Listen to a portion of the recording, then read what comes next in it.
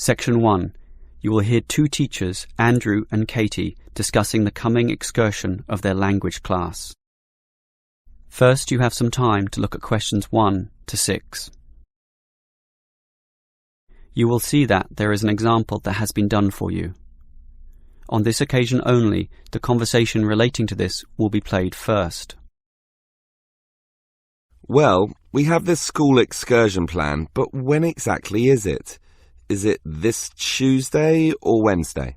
Well, it can't be Tuesday with the English tests taking place. Ah, right, not Tuesday but Wednesday. That's right, all day Wednesday, taking a bus outside the city. The excursion is on Wednesday, so Wednesday has been written in the space. Now we shall begin. You should answer the questions as you listen, because you will not hear the recording a second time. Listen carefully and answer questions 1 to 6. Well, we have this school excursion planned, but when exactly is it? Is it this Tuesday or Wednesday? Well, it can't be Tuesday with the English tests taking place. Ah, right, not Tuesday but Wednesday. That's right, all day Wednesday, taking a bus outside the city. And where are we going? Last month we went to Arthur Island, so this time we're going to the animal park. Arthur Island was okay, but it was too cold. Let's hope the weather for this week's excursion is better. I don't suppose animals care about bad weather, but I certainly do.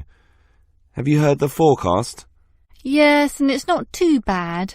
Basically, they're saying Monday will be sunny. Good. But then the weather will change. Not so good. Yes. Tuesday we'll have some showers, but by Wednesday, the day of our excursion, it will be, well, their words are cold and cloudy. Cold and cloudy. Well, as long as it isn't wet and rainy, I'm happy enough. We won't need umbrellas, just warm clothing. And what time will we get there? Let's see, the bus picks us up at 8:30 a.m. and then it's an hour and a half on the road, so we arrive at 10 a.m. Sorry, with the 15-minute break, that will actually be 10:15 a.m. That's early enough. Then all our students can see the animals, have their fun, and do whatever they want to do. Well, one fun event planned that day is Birds of Prey. What's that?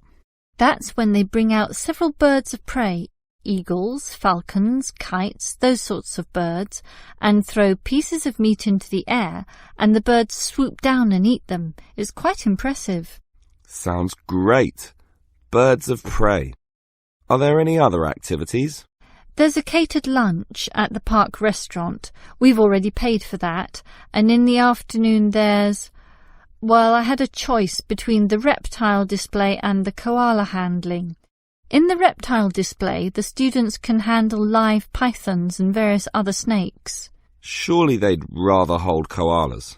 I'm sure, but the koalas can't be handled unless the weather's sunny, and given the forecast, I thought it better to choose the reptile display. That's a shame. These Asian students would love the koala handling. Yes, I know, but we can't control the weather. And then we get back. What time will that be? We leave the park at 4:30, but then we face traffic, so we won't get back until well after 6 p.m. It will most likely be 6:30, but that's better than the last trip. We didn't get home until 8:30 that time. Yes, that was a bit too late, wasn't it? Before you hear the rest of the conversation, you have some time to look at questions 7 to 10. Now listen and answer questions 7 to 10. Andrew, I understand you've been doing some research regarding the breakdown by nationality of our student body. That must have produced some interesting results. You're right. I got some statistics from head office. I would imagine that most of our students are either Japanese or Chinese. You imagine right. But it's the Chinese who constitute the majority, but only just. I had thought Koreans might be second, but it's actually the Japanese, quite close behind. It's somewhat surprising, but obviously all those study tours that our university markets in Japan are bringing in students. What's the breakdown exactly? Japanese are a quarter of the whole, which is considerable.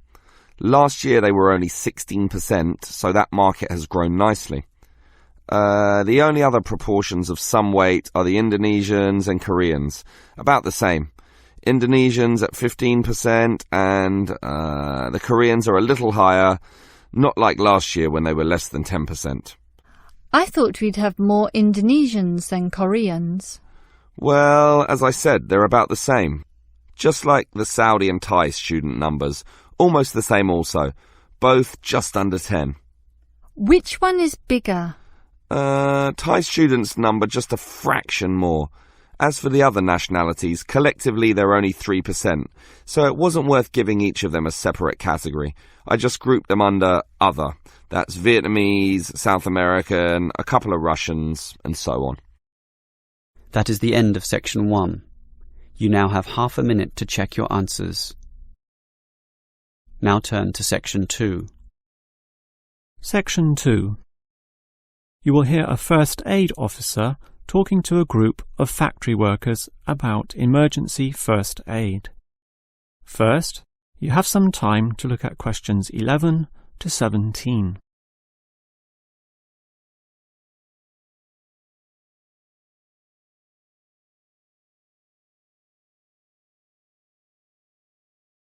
Now listen carefully and answer questions 11 to 17. Hello everyone. Now, you know why I'm here. You all work in a factory, and in this environment, there always remains a significant possibility of accidents happening, in which case, first aid will be necessary. What is first aid? It is the provision of emergency on-site care when an injury occurs, and it is essential for everyone to know, if only simply, the steps which must be followed. There are, of course, minor injuries which may happen, not needing further medical care beyond the intervention of the first aider, but you can never be sure, thus the following steps must always be followed. These can be abbreviated to the words Dr. A, B, C, in other words, D, R, A, B, C. The D stands for danger, and that's the first issue to keep in mind. When an accident happens, immediately ascertain that the environment is safe. That, for example, nothing else will fall or break or cause accidents. If you, the first aider, are also injured, the problem is even worse. The R stands for respond. You must then ascertain the best response. Once all the danger has been eliminated and the distress calls sent out, the appropriate action is, obviously, to help the injured party. All right, that leads to A, which stands for airway. In order to stay alive, all people need to have an open airway to allow breathing. A conscious person will automatically clear their own airway. But if unconscious, this may not happen. The brain is stopped or hindered from properly directing the body, and, obviously, in the worst case, death can result. For this reason, the injured person is normally put into the recovery position. Placed on the side, tilting the head back and ensuring that there are no blockages in the mouth. To free any such blockages, the back can be slapped or the chest compressed, allowing anything to be spat out. Now that the airway is free, check for B, or breathing. If breathing is not happening or is irregular, the first aider may have to assist with what is technically known as cardiopulmonary resuscitation, or more commonly, CPR. This involves breathing for the patient through mouth-to-mouth contact, while periodically massaging the heart through compressions to the chest. This combination allows blood and oxygen to flow around the body, keeping the patient alive, hopefully until medics, such as doctors, advanced first aiders, or ambulance staff arrive. Before you hear the rest of the talk, you have some time to look at questions 18 to 20.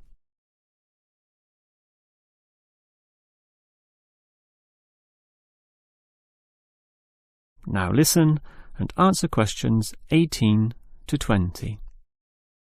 Now, it's certainly good to have knowledge of emergency first aid, but, obviously, the best situation is simply not to have accidents occur in the first place.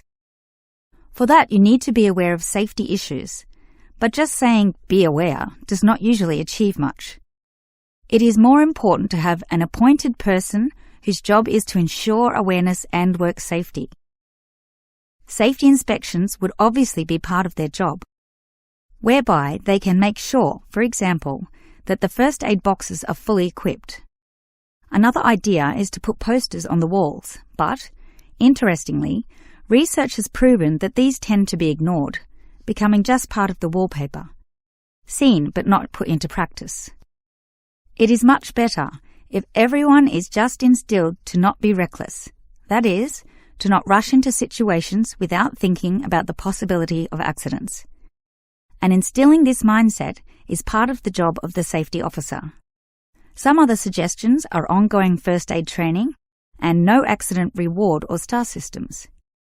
These have had some success, but nothing beats a regular meeting, say once a month, in which the subject of safety is brought to the attention of everyone, and any outstanding issues related to this are thoroughly discussed. That is the end of section 2. You now have half a minute to check your answers.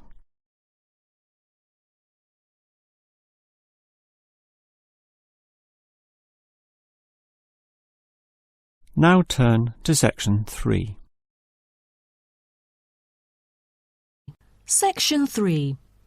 You will hear a student called Jerry discussing a pedagogy course with his tutor. First, you have some time to look at questions 21 to 23.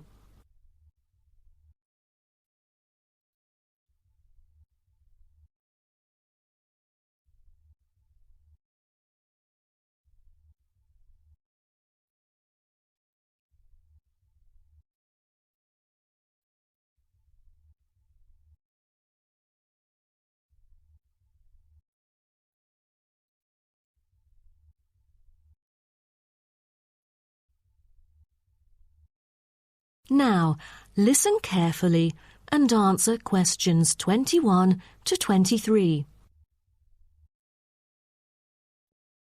Jerry, how did it go with preparing your lessons? Is there anything you would like to discuss? Well, this is actually the first time that I have ever taught in an elementary classroom. After 8 years of learning pedagogy, I want to practice what I've learned in an instructive manner. But I'm a bit stuck right now. You know, the topic I want them to research is a bit hard for pupils. I'm afraid that they won't be able to handle it on their own. So I need new ideas on designing more effective teaching methods. Mr. Carter, do you have any suggestions? Well, you should probably read this book called Professional Learning, written by J.K. Simmons. He is a professor who just transferred here last semester, but is already popular amongst the students for his creative teaching methods. There is an extensive range of learning approaches mentioned in the book, including approaches for team research, which might be helpful to you. You mean dividing the students into groups to do research? I've never thought of this before. How does it work? Professor Simmons has already demonstrated how efficient this approach can be. Basically, it aims to increase cooperation between students so they can present the results in a collaborative fashion. It helps them to develop their own voice and perspective. I'll check out the book as soon as possible. It seems I can borrow some of the essential concepts and work them into my course design. Before you hear the rest of the talk, you have some time to look at questions 24 to 30.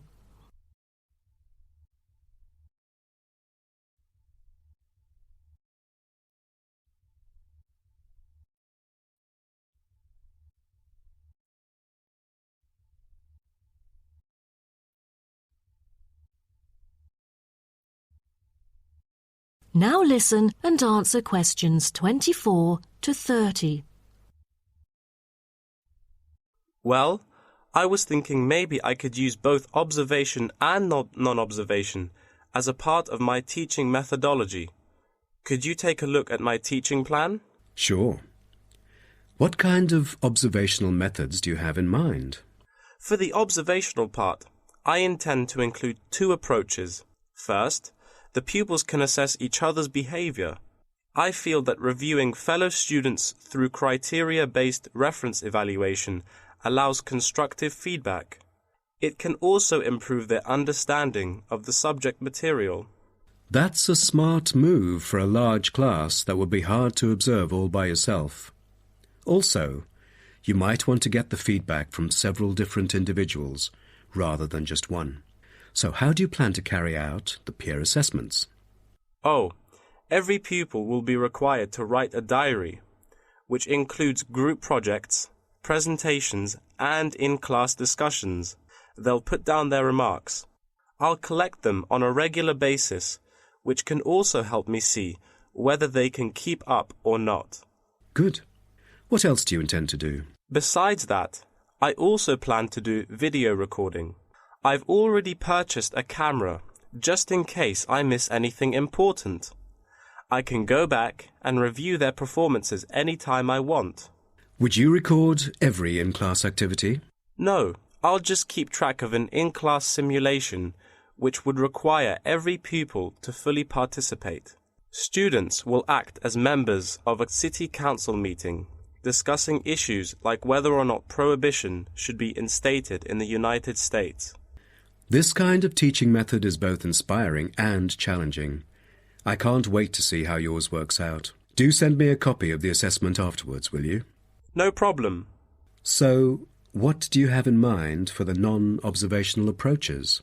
Well, my plan is to quantify the statistics. Numbers do not lie. It is the most direct way to measure their performance. See how well they've learned. Where does the data come from? I'll evaluate the test results, including the midterm, final exam, and pop quizzes, which would only take up about 40% of the overall assessment. Sounds like a lot of tests and assignments. Please remember that you don't want to wear out your students. Keeping them engaged is the key to efficient learning. Once they are exhausted, they just stop trying. Oh, I haven't thought about that. You are right. I don't want to frighten them with tons of assignments and exams. I'll make note of that. Thanks for the advice. I remember last time you mentioned questionnaires, right? That's true, but it is not for my students. In fact, they have to design their own questionnaires and choose the respondents using the internet. As a complement of other teaching activities, it would deepen the creative learning process. Is that all? Oh, the pupils will have to conduct interviews of their own, and for this, they get to choose anyone they like, including relatives, friends, and acquaintances to answer the questions. Seems to me that you have figured out most of your teaching methods, but you still need to polish some of the activities. That is the end of section 3. You now have half a minute to check your answers.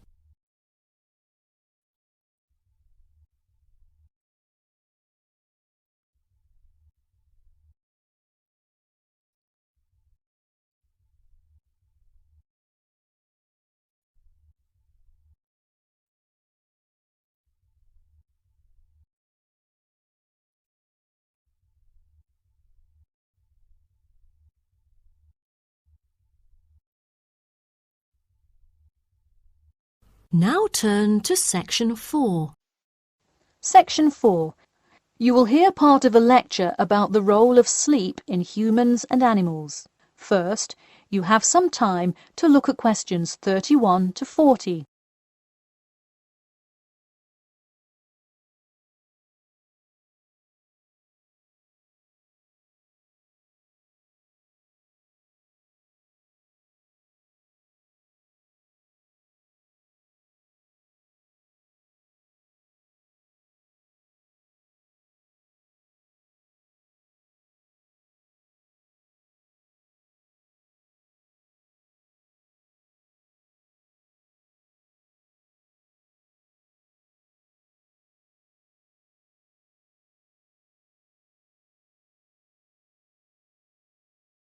Now, listen carefully and answer questions 31 to 40. Good morning, everyone. In today's lecture, I'm going to talk about the role of sleep in humans and animals. Of all the biological processes in the animal kingdom, sleep is perhaps the most important. A human can survive for almost 2 weeks without eating, but did you know that 1 week without sleep can be fatal? It's even worse for animals, especially for those who must avoid predators. Without sleep, an animal is much less capable of avoiding an attack. This is the case for all animals, whether they are reptiles, mammals, or fish. Let us look now at how different animals sleep, reasons for their ways of rest, and the potential problems they might encounter. In marine life, sleep must be balanced with breathing. For example, the dolphin must float to the surface as it sleeps in order to breathe. Like other large sea mammals, they keep one eye open and one half of the brain awake at all times to maintain some amount of consciousness required to breathe and to watch out for possible threats. They sleep with only one brain hemisphere in slow-wave sleep. Birds also have unusual sleeping patterns, mostly due to being constantly on edge in the presence of numerous predators. They usually sleep quite lightly. For example, Swainson's thrush, also called olive-backed thrush, is a medium-sized thrush that takes hundreds of naps during the day, each of which lasts just a few seconds. While migrating, migratory birds tend to function well on micronaps. Horses, on the other hand, do most of their sleeping standing up. Scientists think that horses developed their habit of sleeping upright as a defense mechanism, a way of protecting themselves against predators, and a standing position keeps a horse in a constant state of readiness to race away if danger should approach. Also, horses do occasionally take short naps lying down. Horses are heavy animals with big muscles, but their bones are surprisingly delicate, so lying in one position for a long time could well injure a horse. Just like humans, animals can also have sleeping problems. Dr. John Hendricks and Adrian Morrison from the School of Veterinary Medicine, University of Pennsylvania in Philadelphia, determined that certain diseases were primarily associated with the sleep states in animals. In their research, they emphasized that because so much in this area still remains unclear, animal models were very important for studies of sleep disorders. The physiology of sleep in animals is similar to that of humans.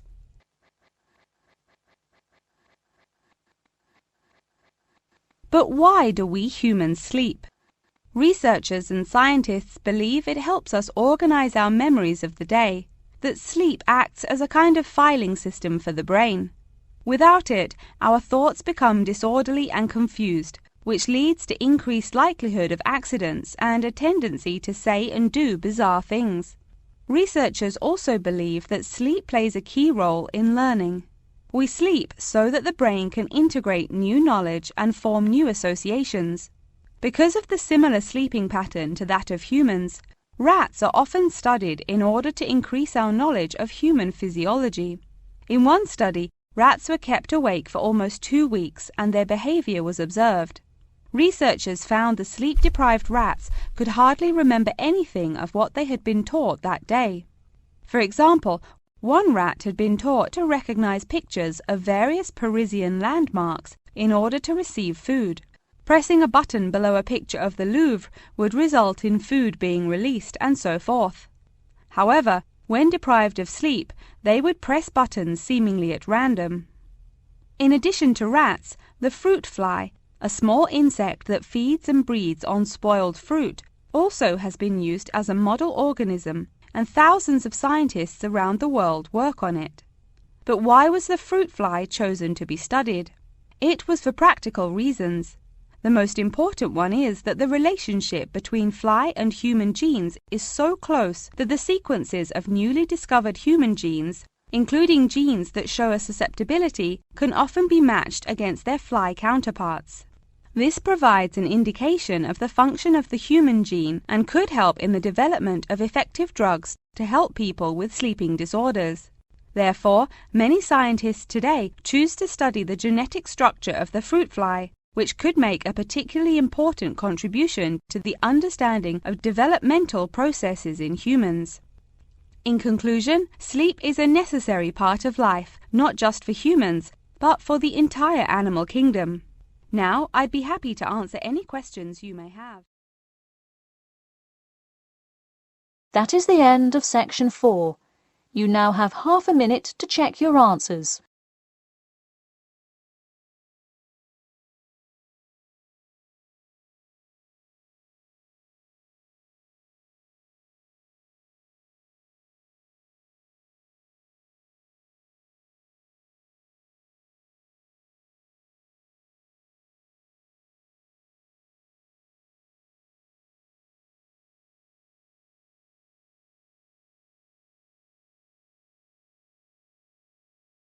That is the end of the listening test.